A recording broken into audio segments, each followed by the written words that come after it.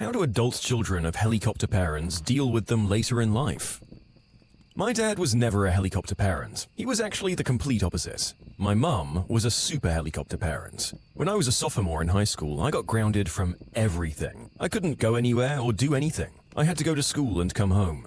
I couldn't watch TV unless it was about God. I didn't have a phone or a computer and couldn't listen to music for months. It got worse and worse as time went on. She'd give me a curfew randomly one day, and it would be different the next day. I'd get in trouble for not following a curfew I had no idea existed. She gaslit me so much that I often felt like I deserved what was happening to me. After going to therapy, I'm better able to identify between her more mean-spirited and bipolar tendencies. I'm working on minimizing contact with her, so whenever she's being a pain in my butt, I just tell her to F off. Mine say things and I just kind of go, like I'm agreeing that I'll do those things, but I never verbally say that I'll do those things. Same. It's easier to lie and agree than to tell the truth and spend the next half hour listening to a monologue. I still live with my parents. I avoid their invasive questions, but I'm pretty honest about everything I do choose to share with them. My siblings and I are whole adults, so they try to be less insane these days. Funny story though, the other day my sister and I were watching Pulp Fiction, and my dad waltzed into our room, stared at the TV for a second and goes, "That movie is for grown-ups." My sister said, "I'm 25.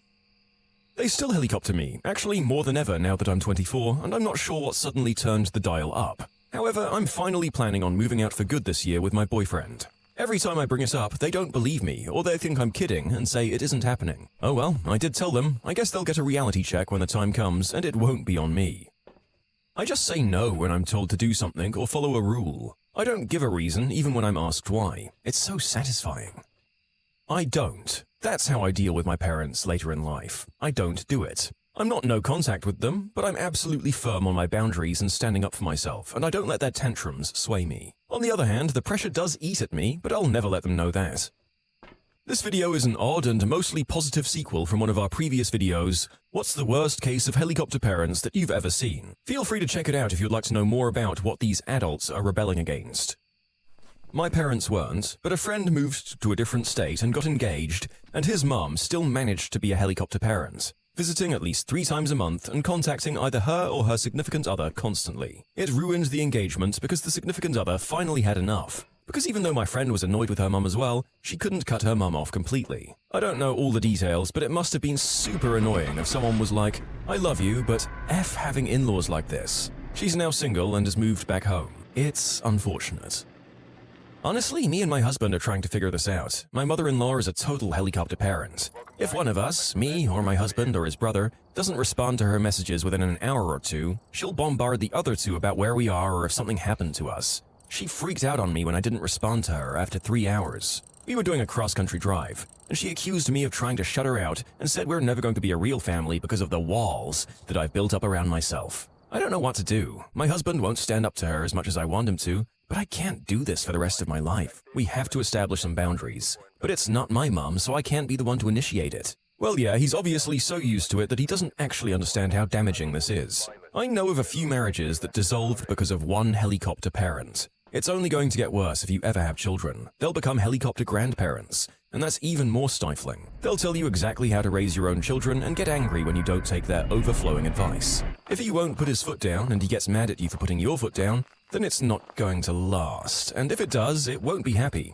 I have a friend whose mother-in-law would just show up unannounced and expect to be welcomed in. Asked for a key when they started pretending they weren't home. Then eventually kept suggesting that they should move to her neighborhood to be closer as a family. The wife wanted to move across the country just to avoid this woman, and her mama's boy husband was aghast at this idea. They ended up divorcing. By the way, after posting this story, my inbox blew up with angry helicopter parents telling me to go F myself. I must have struck a nerve. It's funny to me that "it's family" is used to justify all sorts of awful behavior that you'd never rationalize if it wasn't coming from someone who created you. The person I was replying to was obviously upset with the situation they're in, and I've seen a number of similar situations play out in my life. Hence the advice.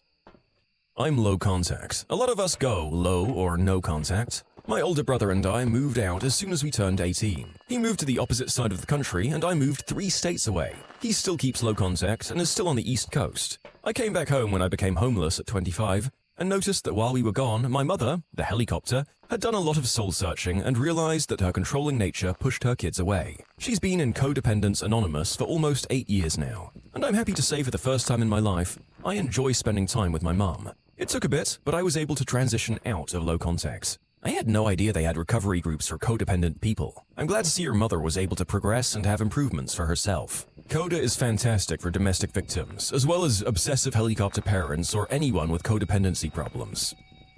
I ignore them. To be honest, it's also because I'm in a different city and have a hectic job. But there was also a period of slowly getting them used to the fact that they would not know and control every detail of my adult life. I don't know if I'd say I'm an adult because I'm 19 and still in college, and does that really count? But yeah, I just ignore them. They say, do this, and I say, okay, and then I do whatever the frick I want. They've got to drive 13 hours to get to me. I can't see them paying for a plane flight. What are they gonna do, call me? I can just not answer it. They said, share your location with us, and I said, no, and it was amazing. They said, give me your password so we can check your grades, and I was like, nope, I can't, it's location-based, whoops, sorry, it's not. They say, don't go out, and I just tell them I'm not going to frat parties. Meanwhile, I'm going like 3 hours away for 2 nights for a weekend trip with a whole damn frat. I tell them I wake up at 9 every day and go to sleep at 11:30 and that I eat 3 times a day. I have 4 friends that they trust that I always say that I'm hanging out with. I have a separate Insta account that they can follow so they don't see what I'm doing. I pay for my own subscriptions so they can't see what I have.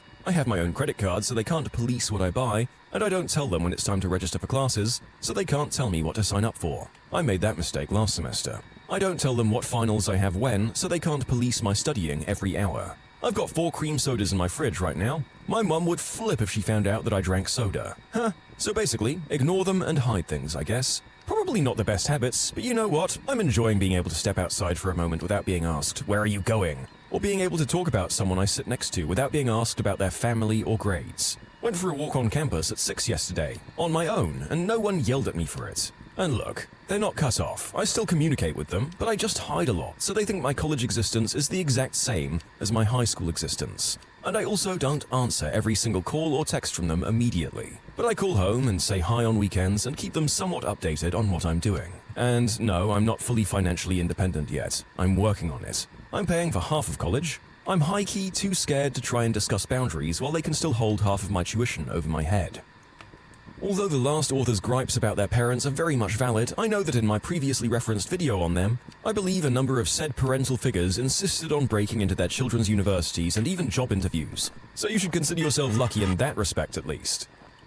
I had to be extremely mean and blunt with my mum. I'm a mid-30s man and had to straight up tell her that I have a family and my own life, and she needs to go and get a hobby or take classes or anything whatsoever that will give her a sense of value because I don't need a gosh darn interfering invasive mother any longer. When she started giving me the, that's so horrible that you talk to your mother that way, or the, oh no, my kids don't need me anymore, I literally flat out had to just say, I don't give a crap, mum, go work it out. I had to be super mean to her about it. Sometimes parents have to cut their children off, and sometimes children have to cut their parents off. It doesn't make me feel good, but I sleep fine. I feel ya. I moved back in with my parents in November. I'm 26, and when I moved back in, I explained to my mum that I usually go and hang out with my friends 2 to 3 times per week, and I enjoy being out of the house a lot. Still, when I come back home, I get several questions about where I was and who I was with, what I was doing, etc. It drives me insane, and I have to straight up tell her to stop questioning me. I feel bad about being so short with her, but I don't have much privacy there.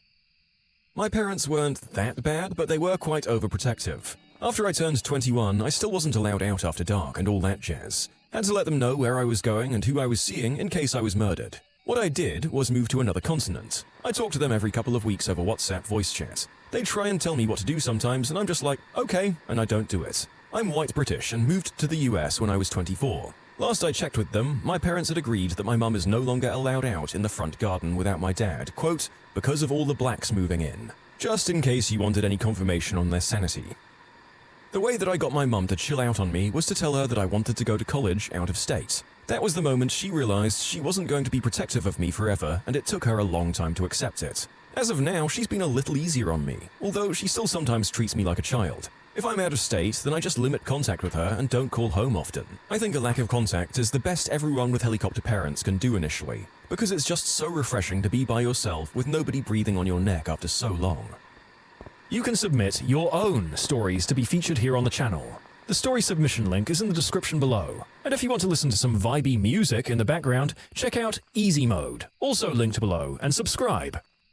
My brother and I had no free time allowed growing up, just music and homework allowed. Now we're both over 30, my dad has passed away now, and he was never the problem, to be honest. But my mum still does her best to control our lives, inserting herself into situations she doesn't belong in, and passively aggressively putting us in situations that she wants to happen. But cutting her off or telling her she's overstepping makes us the bad ones in her mind, so minimal contact and details are all that's left on the menu for her for now. My brother doesn't get it though, and gives her the minute details of his life and then gets annoyed when she thinks she can have a say in how he lives his life.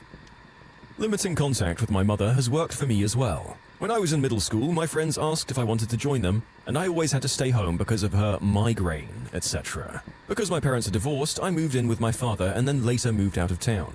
Somewhat cutting contact made her worry, and she stays on the phone for hours if I don't stop her when we talk, but it did get a lot better. My husband deals with this with his mother. We make decisions as a married couple, and then later everything changes after they talk to each other. Even situations dealing with our daughter. Like, I have no say even when he and I were on the same page before decisions were put into action. He's so desperate to please his mum that he turns his back on me. When I confront him, he blames me for causing drama or being petty. I don't know. His mum acts like she's his wife and he lets it happen. It grosses me out. I'm sorry to tell you, but this will get worse, and you might only get your husband to listen to you if you persist on doing couples counseling. His behavior is putting your relationship in danger, and he might need a good smack from someone else to see his wrongdoings. Don't let him step over you. Set firm boundaries with your mother-in-law and him now. Tell him to grow a spine. Do it if you're a child. Both of my parents have problems with setting boundaries with their parents, and it's unbearable. Stay strong and maybe visit the No Mill subreddit. My parents track my location at all times now. I'm 27. That way they don't call the cops if I don't pick up within 30 minutes, which has happened multiple times. I once fell asleep on the couch and my parents couldn't get hold of me for an hour. They concluded that I hit my head in the shower and died. My parents are immigrants and only have me, so I'm not sure if that has to do with their anxiety. Stone cold boundaries and a residence more than 1,000 miles away. This seems to be a brief summary of the majority of people's solutions to the problem. The other seems to be therapy, which to an extent requires some willingness from the parents to be open about the fact that they have a problem. And let's be honest, that might not be the case for everyone. You've got to rip that band-aid off, and it will suck. But it's better than letting this continue. I have some experience with this from rescuing both my wife and her siblings from their mother and immigrant community. It was a rescue that took years. It sucked. It still sucks sometimes. Cops, ethnic gang shenanigans, kidnapping, people with deadly weapons and attempted murder. All of that freaking happened. The only reason certain people aren't in jail is my wife forbade me from ensuring it. They're family. The advice below comes from that experience and it may not apply to all of you. I hope almost none of it does. You have to have a plan before every interaction. You'll need those plans until independence becomes a part of you. This can take years and you will probably feel like you're a horrible person for doing it. My wife still sometimes feels like the worst daughter in the world. You're not the worst, they're the worst. You deserve to be free. If you struggle with the guilt, see a therapist. They really help. If your therapist doesn't help, then get a new therapist. Every plan must have the following things in it. 1. You have a goal and stick with it. There's going to be a lot of things you want to change. And you can't change everything on day 1. Keep it simple and don't bend your goal. Don't accommodate them with any amendments. All of that is just a slippery slope right the frick back into their controlling hands. 2. Be ready to walk away. This means you shouldn't argue, you're not making a request, you're telling them how it is now. After they reject it, and they will, don't argue. Just walk away or hang up. If arguing could change anything, things would already be different for you. You can't control them, and that's actually a good, healthy thing. You need to be clear that they can't control you either. Arguing tells them that they have a chance. 3. Have a prepared consequence, like, if they cause trouble, I'm just gonna hang up and block their number for a couple of weeks. And 4. Expect it to go horribly. It just will. Their reactions will almost certainly be a messed up control freak version of the stages of grief. They will rage and they will scream. Expect this. They'll try to guilt trip you into giving them back their control. Expect this. Follow your plan. You'll have to tell the cops to ignore them when they call about you. Expect this. Other people associated with your family might try to talk to you about the latest conflict.